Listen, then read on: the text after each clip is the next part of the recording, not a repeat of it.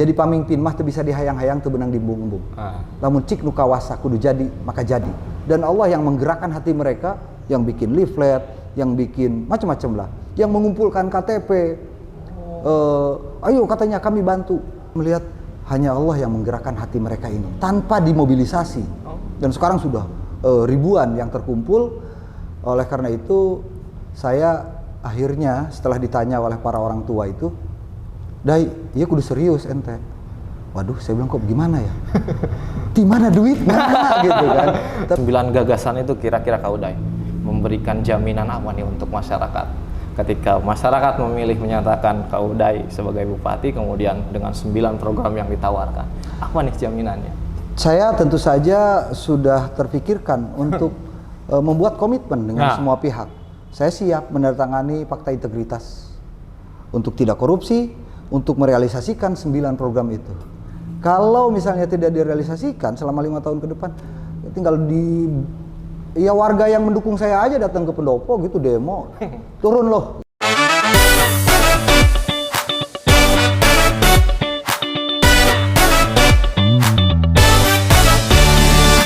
Bismillahirrahmanirrahim. Assalamualaikum warahmatullahi wabarakatuh. Selamat sore pemirsa Pandeglang News. Kali ini bersama saya Muhammad Agus Salim. Kita berjumpa lagi dalam acara Talk Show Pandeglang News. Kali ini saya bersama salah satu narasumber yang cukup dikenal begitu di Kabupaten Pandeglang. Tiada lain tiada bukan, katanya beliau ini merupakan seorang aktivis anti koruptor begitu, yang center balihonya di mana-mana, yang katanya siap maju sebagai putra asli daerah untuk memimpin Kabupaten Pandeglang di masa datang. Bersama saya saat ini Bapak Uday Suhada. Selamat sore Kak Uday. Selamat sore Kang Agus. Nampaknya saya kurang serk ya kalau sebut Pak Uday. Nggak usah. Masih jiwanya masih muda. Masih muda. Akang nggak apa-apa gitu. Nah, karena beliau lebih akrab disebut Kak Uday begitu ya. Ya begitu. Gimana Kak Uday kabarnya hari ini? Alhamdulillah sehat walafiat, sehat yang paling utama agar kita bisa melakukan sesuatu. Harapannya sesuatu itu tentu yang bermanfaat, bukan saja untuk diri sendiri tapi untuk orang banyak. Amin, amin, amin, amin. Ya, sebelum membahas lebih jauh tentang tadi ya, sudah banyak nih baliho-baliho Kak Uday di mana-mana begitu yang nampaknya banyak dukungan dari masyarakat. Tentu di Pandeglang News juga biasanya di awal kita ingin lebih mengenal lagi nih. Sebetulnya siapa sih sosok Kak Uday? Mungkin ya di tahun 2000 ke sana juga sudah terkenal lah. Beliau sebagai aktivis anti koruptor, tapi di generasi milenial ini mungkin sebagian ada yang perlu kira-kira diperkenalkan. Siapa sih sosok Kak Uday itu? Karena budak Pandeglang mah biasa, namun untuk kenalan eta agak sedikit saha sih. Banyak bertanya begitu kira-kira Kak Uday. Nah, sebetulnya Kak Uday itu dari mana dan lain-lain. Nanti coba sedikit dijelaskan oleh Kak Uday, kemudian juga dikenal sebagai aktivis anti koruptor itu seperti apa? Mangga Kak Uday. Baik, ya. Bagi sebagian besar anak muda di Pandeglang, tentu nama saya mungkin ya kurang dikenal. Nama saya Uday Suhada. Saya lahir itu di sebuah kampung yang mungkin tidak ada dalam peta. Di Kampung Kulowut Timur, Desa Harapan Karya, Kecamatan Pagelaran, Kabupaten Pandeglang. Dari dulu sampai sekarang kondisinya begitu saja, gitu kan. Ada tanjakan Balangkas yang balangsak selama ini, alhamdulillah sudah mulai ada perbaikan di tanjakannya, tapi di sejumlah ruas jalan ya seperti pada umumnya infrastruktur jalan di kampung-kampung kita masih sangat memprihatinkan, dan ini adalah PR kita bersama ke depan. Kemudian bahwa saya dikenal sebagai seorang aktivis anti korupsi itu bukan saya yang menyematkan, itu tuh bisa-bisanya teman-teman wartawan saja gitu kan, teman-teman media yang menganggap saya sebagai aktivis anti korupsi, karena memang insya Allah selama ini saya konsisten ketika ada potensi kerugian keuangan negara, baik itu di APBD kabupaten, kota, atau provinsi di Banten, maka saya tidak tinggal diam. Saya lakukan investigasi, kemudian saya bawa ketika sudah terpenuhi 2 unsur alat bukti yang diduga kuat ada tindak pidana penyimpangan, ada tindak pidana korupsi, maka saya akan bawa ke aparat penegak hukum, apakah itu KPK, Kejaksaan Agung, Kejaksaan Tinggi, Kepolisian Daerah, dan seterusnya. Karena konsistensi itulah mungkin yang kemudian teman-teman media menyematkan sandangan bahwa Uday Suhada adalah aktivis anti korupsi. Ya, bahwa di Provinsi Banten berkali-kali kita disodorkan pada fakta bahwa ada banyak pejabat yang ternyata tidak amanah. APBD, APBN yang mestinya dimanfaatkan untuk kepentingan publik ternyata dirampok. Ya, saya maka tidak akan tinggal diam dengan kondisi itu. Nah, adapun baliho yang selama ini bertebaran, nah ini juga yang perlu disampaikan kepada teman-teman semua, dulur-dulur di Pandeglang, bahwa beberapa waktu sebelum bulan Ramadan, saya diajak foto oleh teman-teman di Serang, dua orang teman, Kang Uday, yuk foto yuk. Saya pikir untuk bikin flyer untuk di medsos gitu, difoto kemudian didesain sedemikian rupa sehingga muncul kalimat wancina babarengan. Kemudian sadulur salembur kudu akur TTD calon Bupati Konoha. Itu kan gimmick gitu ya. Betul. Bagi anak-anak milenial mungkin paham banget soal Bupati Konoha gitu. Tapi bagi all generasi tua mungkin apa sih Konoha gitu. Ini iseng nih orang. Ya berangkatnya dari iseng teman-teman. Rupanya itu dibuatkan baliho, disebar ke seluruh kecamatan di Pandeglang. Ya dapat seminggu puasa, handphone saya langsung mati karena kebanyakan menampung video, kiriman foto gitu dari berbagai jaringan yang selama ini ada begitu. Responnya sedemikian luar biasa, di luar dugaan saya, di atas ekspektasi teman-teman sendiri yang punya inisiatif. Yang punya inisiatif itu bukan orang Pandeglang. Teman-teman saya yang di Tangerang dan di Lebak, mereka punya keprihatinan. Kok Pandeglang selama ini begini terus, dalam kondisi terpuruk, infrastruktur jalannya, pelayanan kesehatannya, pendidikan dasarnya, kemudian pondok-pondok pesantren juga yang berserakan di mana-mana, kurang perhatian dari pemerintah. Selanjutnya di Banten ini, bahkan di Jawa Barat dulu sebelum Banten jadi provinsi tahun 2000, Pandeglang ini terkenal sebagai salah satu lumbung padi atau lumbung pangan andalan dari provinsi Jawa Barat. Tapi setelah Banten berpisah dari Jawa Barat menjadi provinsi tersendiri, justru kita bergeser. Itu. Padahal padi di Cimanuk, di Jiput, di Pagelaran, di Cikusik, di mana-mana itu kualitasnya luar biasa. Sok, setiap kali panen kita saksikan ratusan truk ngambil hasil panen dibawa ke wilayah Jawa Barat, dikemas, diolah sedemikian rupa menjadi rojo lele, pandan wangi dan semacamnya. Balik lagi ke Pandeglang dengan harga yang tinggi. Tapi petaninya masih tetap ada di bawah. Karena apa? Begitu panen, harga gabah tidak ada yang menjamin stabilitasnya. Nah, keprihatinan itulah yang kemudian dicoba oleh teman-teman, coba uji reaksi publik seperti apa. Nah, dapat 2 minggu saya dipanggil oleh beberapa orang tua, beberapa tokoh di Provinsi Banten yang saya hormati. Kemudian, Dai, ieu nanaonan gitu kan. Atuh duka ka haji gitu kan. Saya dipantik oleh teman-teman tadi. Ya, mohon maaf saya potong. Artinya itu bukan ambisi dari kamu. Nggak ada, gitu ya? saya sadar diri gitu. Ya, sadar diri siapa saya. Orang lembur, orang kuluwut, nutu ayana peta gitu kan. Kemampuan ekonomi juga tidak ada. Sementara kita tahu bahwa manggung sebagai calon bupati itu butuh energi, butuh amunisi besar. Makanya begitu orang melihat baliho saya tersebar di mana-mana, bahkan di Cikole ada billboard satu, berapa rupiah saya bilang itu kalau harus bayar gitu kan. Ternyata itu inisiatif dari teman-teman yang punya kerelaan dan Allah yang menggerakkan hati mereka, yang bikin leaflet, yang bikin macam-macam lah, yang mengumpulkan KTP. Ayo katanya kami bantu mengumpulkan KTP dari berbagai komponen. Saya melihat hanya Allah yang menggerakkan hati mereka ini tanpa dimobilisasi. Dan sekarang sudah ribuan yang terkumpul.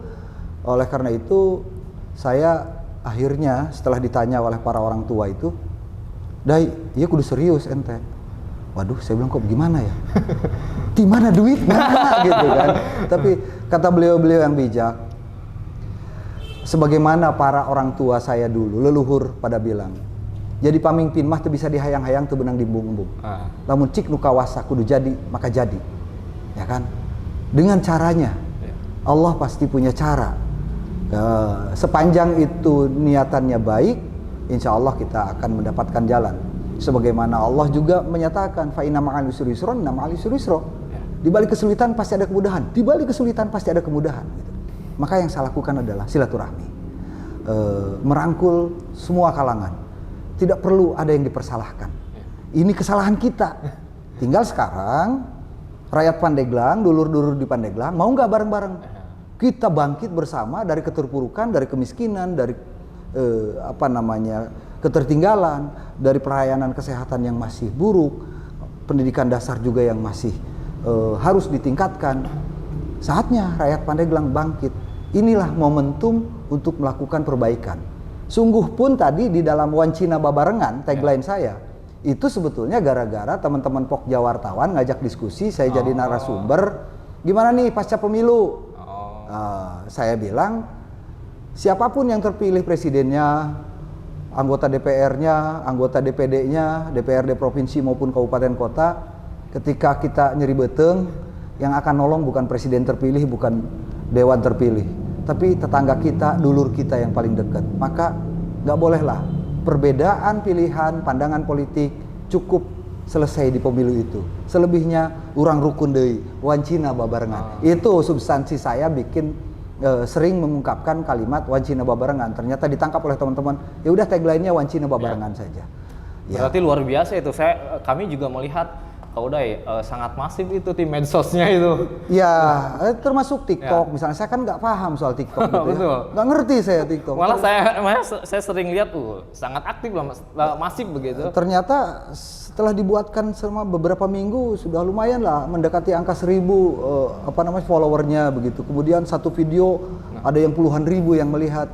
Bagi saya itu ternyata ini anak muda segmennya ini diantaranya. Nah, kemudian ada yang ingin kemudian saya pertegas Pak Udai, ketika sudah dorongan ini begitu banyak dari kasepuhan, dari tokoh dan lain-lain, kira-kira sekarang Kak Udai bagaimana nih sikapnya menyikapi itu? Yang dengar-dengar juga sudah mengambil formulir begitu. Apakah ini wujud dari yang tadinya tidak punya keinginan, sekarang sudah 100% kah begitu?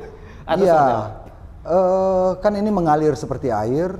Begitu lihat respon, jangankan orang Pandeglang, orang luar Pandeglang pun nuboga dulur di Pandeglang ada KTP-nya, itu difoto kemudian dikirim. Ini saya bantu katanya, padahal dia belum pernah ketemu dengan saya. Betapa mulianya gitu. Saya menghormati itu. Kemudian pesan dari banyak tokoh, lakukan dan manfaatkan ini. Jangan nodai partisipasi yang betul-betul kerelawanannya itu murni. Jangan diabaikan itu sekecil apapun. Satu KTP saja pun itu penting.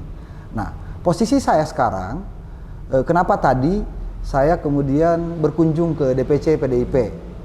Karena saya didorong oleh para petinggi partai, Kang Udai, ikuti saja mekanisme yang ada di partai politik. Dalam hal ini di PDIP diberi ruang saya silaturahmi tadi, ngambil formulir, saya ikuti mekanisme yang berlaku di sana. Untuk diisi formulir. Kenapa datang ke partai juga? Sarua bae partai ge eusina urang Pandeglang. Ya kan? Semua rakyat Pandeglang. Di mana ada ruang di situ, saya akan ajak komunikasi. Karena yang terpenting di sini adalah komunikasi. Besok juga insya Allah diagendakan ketemu dengan petinggi partai lainnya. Saya akan ikuti air mengalir tentu atas saran pandangan dari para orang tua, dari para tokoh yang menginginkan saya manggung, menginginkan adanya perubahan di Pandeglang. Jadi ya saya mau tidak mau akhirnya bismillah tawakkalna 'alallah la haula wala quwata illa billah. Sepanjang niatan kita baik, insya Allah akan selalu ada jalan keluar begitu. Kira-kira apa yang meletup begitu? Apakah dari keluarga atau mungkin dari masyarakat atau seperti kira-kira? Kalau keluarga saya kan keluarga sederhana ya. Bapak saya pensiunan guru, ibu saya almarhumah yang tahun kemarin sudah berpulang juga pensiunan guru. Kakak adik-adik saya biasa saja, nggak ada yang PNS, nggak ada yang seperti bermain di dunia politik, di misalnya di dunia pengusaha begitu, tidak. Ya mereka sih hanya bisa berbagi doa, mengirimkan doa, paling membantu. Ya menyiapkan KTP di antara dulur-dulur, justru yang lebih membuat saya merasa sangat-sangat deg begitu. Itu ketika minggu pertama Ramadan saya diundang oleh almarhum juga Kak Budi Prakosa, mantan ketua KPU Pandeglang. Yang saya tahu beliau punya integritas, punya dedikasi. Dai, yuk kita ngumpul dengan beberapa tokoh masyarakat di Kadumerak di rumahnya. Di situ, ya udah maju kamu. Saya gara-gara tadi, iya baliho kan sudah di mana-mana gitu. Cili aing kiwing ya cenah ditanyaan, "Ieu serius henteu udah gitu." Ketika ditanya saya, kalau ditanya serius, disebut serius saya aja teu gablek duit. Ditanya tidak serius tapi begitu banyak support dari mana-mana begitu. Akhirnya aku mau jadi ketua tim kau. Kata almarhum. Tapi satu syarat, kau jangan pernah mengkhianati rakyat Pandeglang. Itu yang menyentuh saya. Kemudian hari raya Idul Fitri, 2 hari berikutnya beliau telepon, saya silaturahmi ke keluarga besar. Beliau telepon, "Dai, sepulang dari silaturahmi, kau langsung datang ke rumahku. Kita diskusi bareng." Siap, saya bilang. Ternyata pas saya datang ke rumah, sorenya dapat kabar ternyata beliau meninggal dunia. Dan malam ini hari ke-7-nya. Kita insya Allah ke sana, ke Kadumerak. Jadi beliau yang memantik pertama. Selain 2 orang teman yang tadi menyebar atribut gitu ya. Tapi yang merespon pertama kali di lingkungan Pandeglang bersama teman-teman tokoh-tokoh masyarakat Pandeglang lainnya berkumpul, ya menyatakan tekad, ya udah harus maju. Ini momentumnya, nggak ada lagi. Dengan syarat tadi, jangan pernah ketika Allah menghendaki kau jadi pemimpin di Pandeglang, jangan pernah mengkhianati rakyat Pandeglang. Itu insya Allah yang akan saya pegang. Kemudian setelah terbangun semangat, keseriusan, kira-kira apa nih Kak Uday yang bisa ditawarkan untuk rakyat Pandeglang? Kira-kira wancina babarengan dengan Kak Uday itu apa ya kira-kira? Saya melihat dengan fakta di lapangan, keliling ke berbagai daerah, ya karena memang orang Pandeglang begitu ya. Melihat ke berbagai daerah, apakah di wilayah pegunungan dari Cadasari sampai ke Carita maupun di wilayah yang dataran rendah yang kerap dilanda banjir misalnya, atau wilayah selatan. Itu kondisinya dari dulu sejak Banten berdiri jadi provinsi ya tidak terlalu signifikan. Pertama adalah infrastruktur jalan. Maka itu adalah salah satu agenda yang ingin saya tawarkan kepada masyarakat Pandeglang. Yuk, apakah bisa membenahi? Bisa. Tapi pemimpinnya harus out of the box. Jangan berpatokan hanya pada APBD yang hanya 2,7 triliun. Itu pun masih dipotong oleh belanja rutin dan belanja pegawai 60%. Sisanya 40%, kurang lebih 1,1 triliun. Ya, sampai lebaran monyet pun tidak akan selesai persoalan ini. Makanya pemimpinnya harus out of the box. Harus berpikir gimana caranya tidak mengandalkan APBD. Banyak potensi yang bisa kita manfaatkan untuk memperbaiki kondisi misalnya infrastruktur jalan.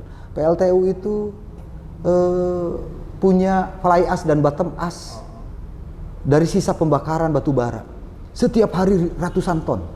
Itu bisa kita manfaatkan sebagian besar untuk menjadi bagian pengecoran dan perbaikan jalan, bisa juga bentuk paving block dan sebagainya. Pelan-pelan kita bisa lakukan. Kemudian yang kedua soal pelayanan kesehatan. Jangan sampai ke depan kita masih saksikan warga datang ke puskesmas atau ke layanan rumah sakit di layanan Kupai Pasung, monyong gitu kan, karena pakai sendal jepit dan sebagainya. Kualitas pelayanan kesehatan ini harus kita perhatikan bersama-sama. Kemudian juga pendidikan dasar, SD dan SMP. Pandeglang indeks pembangunan manusianya masih sangat rendah. Dan yang menjadi kewajiban kabupaten adalah pendidikan SD dan SMP. Maka ini baik sisi kualitas maupun kuantitas harus kita tingkatkan.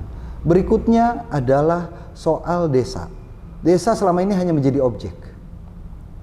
Ke depan desa itu harus jadi subjek. Kalau desanya selesai dibangun, maka otomatis kota dengan sendirinya akan hidup begitu. UMKM bisa dihidupkan. Ekonomi kreatif itu harus ditumbuh kembangkan. Ada banyak potensi. Misalnya di Kecamatan Banjar, itu ada bahan untuk bikin samak. Yang selama ini kebanyakan dimanfaatkan untuk menjadi temannya boeh. Untuk menemani jenazah. Atau jadi kaneron. Yang harga jualnya masih sangat rendah. Tapi kalau itu kita kemas, kita bentuk sedemikian rupa dengan sentuhan seni, itu punya nilai ekonomi yang tinggi. Jadi UMKM-nya harus kita tumbuh kembangkan. Kemudian memanfaatkan kemajuan teknologi, kita gunakan digitalisasi desa agar semua potensi-potensi bahkan persoalan-persoalan di desa itu bisa terpotret. Oh iya, di sini ada stunting sekian, di sini difabel sekian, di sini mak-mak jompo sekian, di sini warga yang putus sekolah sekian. Jadi lintas sektoral bisa melihat, oh iya, ini di sini nih potensi ada untuk tanaman apa misalnya yang bagus di situ. Nah, kalau dengan digitalisasi desa itu akan lebih mudah bagi kita. Tidak harus kita datang langsung, tapi datanya akurat dari desa, itu akan memudahkan. Yang kelima adalah soal bagaimana pangan ini menjadi lumbung. Bukan lumbung lagi, kita ingin belajar ke masyarakat Baduy. Baduy itu berdaulat urusan pangan. Kenapa kita tidak gitu? Padahal mereka tanpa pupuk non-organik, selalu menggunakan pupuk organik. Tapi tidak pernah terdengar di Baduy satu orang pun warganya yang mati karena kelaparan. Nah, di kita banyak sekali ditemukan warga yang pagi dahar, sore Allahualam kumaha. Nah, kita belajar dari situ soal mengembalikan Pandeglang sebagai lumbung pangan. Kemudian yang berikutnya adalah soal betapa banyaknya di desa-desa yang namanya pondok pesantren tradisional. Yang belum banyak disentuh oleh pemerintah. Saya ingin setidak-tidaknya, misalnya Akang punya pondok pesantren, usianya rata-rata SMP. Maka lulusan dari pondok pesantren Akang itu diindukkan ke sekolah pemerintah, sehingga lulus dari situ entah 3 tahun, entah 4 tahun, dia juga dapat ijazah. Untuk melanjutkan ke SLTA bisa, untuk menjadi syarat untuk lamaran kerja juga memungkinkan. Kan banyak nih pondok-pondok pesantren di kita yang tidak memikirkan ijobnya, tidak memikirkan ijazah dan sebagainya, tapi kita ingin topang itu. Kan itu akan lebih bagus. Kemudian yang berikutnya adalah soal bagaimana korupsi dan pungli ini bisa diberantas. Saya punya istilah AKBP, anti korupsi, anti pungli. Menghilangkan total tentu nggak mungkin. Sampai kapanpun yang namanya korupsi pasti akan ada di berbagai zaman. Tapi setidaknya kita minimalisir. Kemudian pungli juga bisa kita minimalisir. Misalnya pelayanan satu pintu untuk kebutuhan admin duk masyarakat. Itu dicari di mana potensi ada punglinya. Kita deteksi, sistemnya disiapkan. Kalau dengan sistem orang mau tidak masuk misalnya kalaupun kerja, oh saya tadinya fingerprint, sekarang harus dengan mata datang ke kantor, kan itu lebih canggih. Artinya mempersempit ruang bagi mereka untuk melakukan korupsi dan melakukan pungli. Dan tidak kalah pentingnya adalah soal bagaimana menempatkan para birokrat ini sesuai dengan kapasitas kapabilitasnya. Reformasi birokrasi itu sejatinya dengan menerapkan prinsip meritokrasi birokrasi. Artinya orang ditempatkan bukan karena saya merasa dekat dengan si A, padahal dia tidak punya kemampuan untuk itu. Si B saya nggak suka, padahal dia punya kemampuan. Nggak boleh begitu. Biarkan mereka punya potensi bisa berkembang di bidang dinas masing-masing berdasarkan tadi track recordnya bagus, dia punya kompetensi di bidangnya sehingga bisa bekerja dengan baik. Gitu. Yang tidak kalah penting, nah, di alun-alun di depan, kalau malam, gimana? Kayak warung remang-remang, ya kan? Saya ingin Pandeglang terang. Saya ingin Pandeglang terang. Tidak hanya alun-alun Pandeglang, tapi seluruh desa. Bisa, bisa. Asal kita mau. Begitu.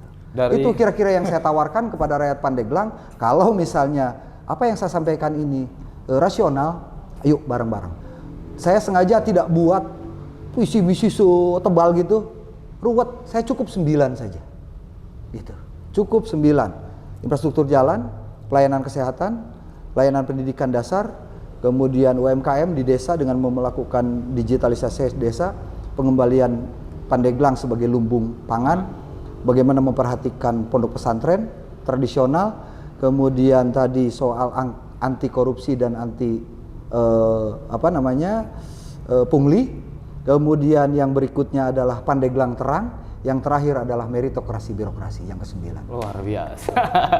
Dengan program yang bagus begitu, Pak, kan saat ini masih mengalir nih. Seumpama Bapak di posisi nomor 2, ataupun nomor 1 bagaimana? Atau mungkin sosok yang kira-kira Bapak inginkan untuk sebagai pendamping Bapak gimana tuh? Nah, Yang ini match gitu. kalau soal posisi, Nah.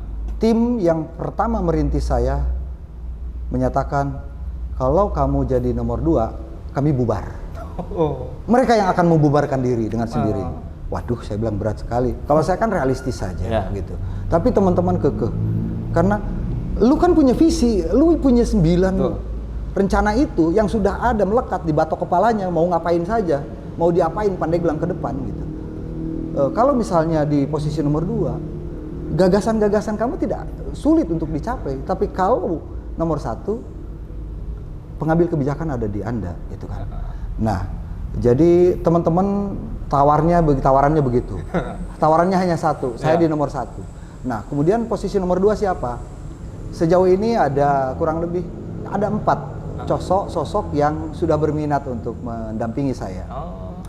Tapi tim kecil dan para orang tua juga sedang mempertimbangkan, harus dikaji. Oh, si A dia punya amunisi untuk mensupport kegiatan ini, tapi begini kelemahannya. Si B punya amunisi tapi begini. Si C tidak punya amunisi berlebihan tapi begini. Ini sedang ditimbang, masih ada waktu untuk mempertimbangkan karena semuanya juga akan ada prosesnya. Ya, logika politik di partai politik juga berjalan, di jaringan relawan juga berjalan.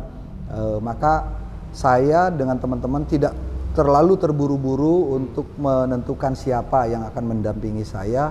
Yang pasti sosoknya adalah harus sami'na wa ata'na dengan yang menjadi gagasan saya dan teman-teman tim kecil yang sudah merumuskan program apa saja yang ditawarkan kepada masyarakat Pandeglang. Jika itu sinkron, ya insya Allah kita running bersama-sama. Tentu saya ingin rakyat Pandeglang yang menjadi subjek dalam urusan politik pilkada, jangan jadi objek melulu gitu kan. Saatnya kita yang punya kesadaran kolektif, kesadaran bersama bahwa Pandeglang harus bangkit bersama-sama. Nggak mungkin si Uday saja yang bergerak kalaupun Allah menghendaki saya jadi bupati. Semuanya, semua komponen harus bersama. Balai budaya ini harus difungsikan lagi sebagaimana fungsinya balai budaya, harus hidup. Maka memperkaya, memelihara, memuliakan kebudayaan kita itu harus di sini diantaranya begitu. Selama ini kan orang bingung kumpul di mana nih, teman-teman konten kreator pada di mana nih kalau untuk diskusi. Tidak ada titik kumpul. Tidak ada titik kumpul. Makanya harapan saya ya ini difungsikan kembali sebagai pusat kebudayaannya orang Pandeglang begitu, dan ya kita hidupkan bersama-sama. Dengan tadi Keke sebagai ketua, kemudian bagaimana kalau misalkan ada tawaran dari yang saat ini menjabat begitu akan melanjutkan, gimana dari Kak Uday sendiri? Dari dinasti lah. Oh iya, saya beberapa waktu yang lalu, masih di bulan Ramadan kemarin, ada seorang bertanya kepada saya dari Cikesik, Kak bagaimana? Saya bilang saya kembalikan kepada tim kecil. Tim kecil saya menyatakan justru ini saatnya kita berubah karena menyadari selama puluhan tahun tidak ada perubahan begitu. Jadi saya tidak ada tawar-menawar kalau dengan dinasti yang ada. Berarti sudah tidak dengan itu ya? Tidak. Dari dulu juga tidak. Kita selalu mengkritisi gitu kan. Saya objektif. Ya. Kalau misalnya sesuatu yang bagus saya harus apresiasi. Tapi sesuatu yang jelek, rencana kebijakan misalnya menurut saya tidak masuk akal, ya saya bantai. Contoh, beberapa tahun yang lalu soal rencana untuk pembelian sepeda listrik untuk para RT. Ya. Saya tentang habis-habisan. Kenapa? Di ujung Cadasari sampai Kacari itu pegunungan berijing jalan rusak. Kemudian di wilayah Pagelaran Panimbang ke arah sana juga banyak jalan ledok nu aya sepeda nu ditanggung, lain orang nu naik ke sepeda listrik gitu kan. Dan syukurnya tidak terrealisir karena memang di samping APBD-nya terbatas. Jadi sesuatu yang positif ya saya apresiasi, tapi sesuatu yang negatif ya harus dikritisi agar jangan sampai melenceng begitu, karena yang dipertaruhkan kan uang rakyat. APBD ini tidak kita sadari adalah dari uang kita, entah PBB, entah kendaraan bermotor, entah dari makanan, minuman atau belanja apa kita kena pajak. Itu yang menjadi sumber APBD, APBN yang harus kita sadari bersama rakyat Pandeglang terutama. bahwa inilah saatnya, momentumnya untuk kita bersama-sama bangkit dari keterpurukan, ketertinggalan, kebodohan. Dengan 9 gagasan itu kira-kira Kak Uday memberikan jaminan apa nih untuk masyarakat? Ketika masyarakat memilih menyatakan Kak Uday sebagai bupati, kemudian dengan 9 program yang ditawarkan, apa nih jaminannya? Saya tentu saja sudah terpikirkan untuk membuat komitmen dengan semua pihak. Saya siap menandatangani fakta integritas untuk tidak korupsi, untuk merealisasikan 9 program itu. Kalau misalnya tidak direalisasikan selama 5 tahun ke depan, tinggal warga yang mendukung saya aja datang ke pendopo gitu, demo, turun loh. Wih, luar biasa. Harus siap. Luar biasa. Kemudian Kak Uday, tadi itu kita mau sedikit nanya nih, Kak Uday begitu dikenal sebagai sosok yang pemberani. Kira-kira terbuka kasihannya kumaha? Ini bisa jadi motivasi juga buat teman-temannya. Oh iya. Sebelum nanti kita ke jauh. Jadi seorang aktivis itu yang berani mengkritisi ada potensi penyimpangan atau kebijakan publik yang tidak populis, yang tidak berpihak kepada rakyat, memang dibutuhkan nyali, dibutuhkan kesiapan mental yang luar biasa. Karena kadang-kadang kita temukan yang dipertaruhkan itu adalah nyawa. Berkali-kali saya temukan dari rentetan sejak tahun 99 sebelum Banten ini berdiri sebagai provinsi, saya sudah mendirikan LSM gitu. Mendedikasikan bahwa LSM ini sebagai corong agar didengar oleh publik. Kalau tidak pakai corong, ya saya teriak-teriak tidak dimuat di media, tidak disalurkan oleh media, itu percuma. Makanya saya buat LSM. LSM tentu ini juga tantangan ke depan. Banyak oknum-oknumnya LSM juga. Wartawan juga banyak oknum. Di mana-mana itu serba banyak oknum. Nah, kita kikis bareng-bareng pelan-pelan gitu, sehingga pungli atau apa, iya mah bos datang, kepala sekolah SD, datang ya kan, dana desa datang, kades beak dipuuk gitu kan. Nah, itu ke depan kita kikis bareng-bareng. Nah, tetapi saya juga ingin tanya, kalau memang tidak punya masalah, ngapain mesti takut? Ya dijelasin aja tuh duitnya, nih untuk ini, untuk itu, minta duit. Nah, dasarnya saya ngeluarin duit ini untuk Anda. Kan bisa begitu kalau tidak punya masalah. Jadi pelan-pelan kita harus lakukan edukasi bersama-sama agar ke depan Pandeglang bisa lebih baik. Soal keberanian, ya memang tadi semua butuh proses. Semua harus ditempa. Ya nyawa jadi taruhan, ya di penjara, ya miskin, gitu. Orang tidak ada yang percaya loh. Banyak orang yang tidak percaya bahwa saya menyebarkan baliho, kemudian saya tidak punya duit. Ya. Banyak orang yang nggak percaya. Realistis lah. Mana mungkin katanya, nyebar, mana ada hari gini makan siang gratis kasarnya gitu. Tapi wallahi, demi Allah, tak serupiah pun saya keluar sampai detik ini untuk menyebar baliho, pasang billboard, bikin leaflet. Itu semata-mata dorongan dari berbagai komponen yang ingin Pandeglang ada perubahan. Itu yang saya hormati, itu yang akan saya perjuangkan. Amanat ini akan saya pegang. Amanat almarhum Kak Budi Prakosa, Day, jangan pernah hianati rakyat Pandeglang.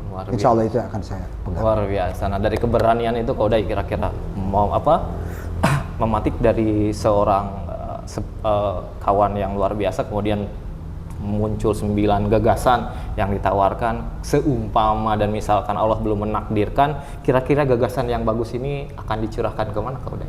Saya tentu akan menitipkan kepada siapapun pemimpin di Pandeglang yang terpilih. Siapa tahu terakomodir gitu. Karena bagi saya ini penting gitu. 9 hal ini penting. Bahwa Allah tidak mentakdirkan saya menjadi pimpinan atau kepala daerah di sini, mungkin hikmahnya adalah, saya mungkin tidak akan memberi manfaat buat rakyat Pandeglang. Justru kemudorotan kalau saya terpilih jadi Bupati Pandeglang. Saya akan ambil hikmah itu. Tapi kalau misalnya Allah memberikan amanah itu, semua teman-teman sipil juga harus sama-sama menjaga saya. Saya bengkok dikit, ingetin, woi, enak aja lu ngomong kemarin ABCD, sekarang agak nyimpang. Itu menjadi penting. Karena tidak ada satu orang pun di muka bumi ini yang sempurna. Jangankan kita yang penuh dengan dosa, Rasulullah saja selalu diingatkan oleh Allah, ya kan? Padahal manusia paling sempurna di mata kita, karena beliau adalah Habibina, ya kan? Jadi saling mengisi, saling mengingatkan itu menjadi hal yang penting juga. Karena itu di dalam sistem kepemerintahan ada eksekutif, ada legislatif, ada yudikatif. Selama ini saya memerankan diri untuk mengkritisi semuanya. Ya eksekutif, ya legislatif, ya yudikatif. Siapa saya? Saya adalah masyarakat sipil, warga biasa. Gitu. Karena itu saya punya harapan masyarakat sipil di Banten tumbuh kembang kesadarannya secara kolektif. Oh, di desa saya mestinya bangunannya jaraknya ketebalannya misalnya 5 cm ini coran. Kenapa cuma 3 cm? Lapor. Gitu. Agar mereka terkontrol, izin. Gitu. Nih, sederhananya kalau Allah mentakdirkan kan tinggal ngumpulin aja kepala dinas, pengusaha, APH, wartawan. Para pengusaha, sekarang Bupati Naing. Silahkan ikut tender di dinas-dinas yang berserakan. Tapi kalau dapat tender, jangan pernah lu jual lagi. Kalau lu jual, ditapak jalak kuing perusahaan dia, bahkan banget dia. Begitu juga kepala-kepala dinas, lamun cenah aya proyek menta, jatah, setoran, laporin ke saya. Akan saya pecat orang itu. Masih ada kok sejumlah pejabat, saya yakin PNS, yang punya keinginan untuk mengabdikan diri. Toh temaling pun, anak istri suami kita tidak akan kelaparan. Sesederhana itu. Kalau udah begitu kan, lihat tuh Pak APH, kejaksaan, kepolisian, Pak Dandim dan seterusnya gitu, pengadilan, jangan tanggung-tanggung. Kalau misalnya ada penyimpangan, tindak tegas. Agar apa? Agar ada unsur jera. Kenapa saya laporkan banyak hal itu? Untuk mengingatkan, untuk menimbulkan efek jera. Oh iya ya, lamun saya mengkorupsi ataupun merampok uang rakyat, saya dipenjara. Tuh si A sudah dipenjara. Bukan bermaksud untuk memenjarakan orang, tapi ini yang dipertaruhkan adalah uang rakyat yang harus kita jaga bareng-bareng. Jadi tujuannya bukan memenjarakan orang, tapi menyelamatkan uang negara. Luar biasa pemirsa. Tadi itu bisa dari visi misi, ketegasan dan lain-lain, nampaknya ya sudah sangat ideal lah begitu. Terakhir saya ingin dari closing statement sebelum kita tutup acara, Kak Uday, kasih tahu nih pandangan Kak Uday yang tadi sebagai mengkritisi, memberikan pandangan, saran dan kepada masyarakat dan pemerintah, memilih pemimpin seperti apa sih dari Kak Uday? Silahkan. Ya, kalau memilih pemimpin tentu saja orang punya perspektif, punya pandangan masing-masing. Saya tentu tidak bisa intervensi. Tidak sedikit orang yang tidak menyukai saya sadari itu gitu kan. Tapi ada juga yang berempati kepada saya sehingga KTP dikumpul-kumpulkan. Dengan mudahnya sekarang tinggal kirim KTP-nya dan itu akan disesuaikan oleh sistem IT untuk nanti sesuai dengan sistem pencalonan yang ada di KPU. Jadi kita sekarang harus belajar bersama soal berpolitik. Apa? Substansinya berpolitik itu jangan pernah pertaruhkan masa depan kita 5 tahun ke depan hanya karena money politik. Tapi lihat orang itu punya di batok kepalanya punya apa, gagasannya apa gitu kan. Kemudian memungkinkan enggak, realistis enggak gagasan-gagasan itu.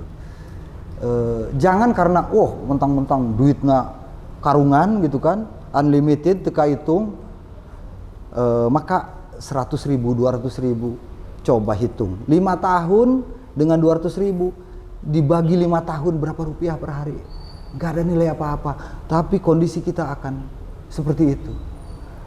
Ya tinggal dilihat saja. Kalau memang dipandang diyakini saya akan memberikan manfaat untuk orang Pandeglang, yuk kita bareng-bareng bangun Pandeglang.